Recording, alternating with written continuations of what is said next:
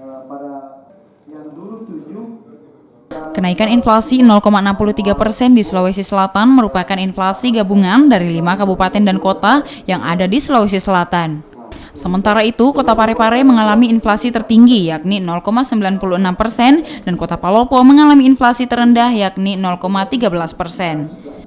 Kenaikan inflasi di Sulawesi Selatan lantaran naiknya sejumlah bahan makanan yang berasal dari laut akibat cuaca buruk dan juga harga cabai dari pertanian.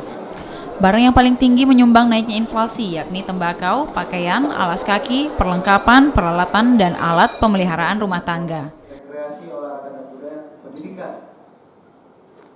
makanan. Pada bulan Januari 2020 ini sebesar 0,63%. Jadi angka itu relatif cukup moderat kalau kita melihat sejarah Januari 2019 dan 2018.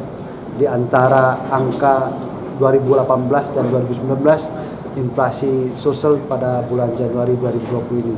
Jadi cukup moderat lah. Mudah-mudahan tetap bisa terpelihara, terkendali inflasi di Sulawesi Selatan.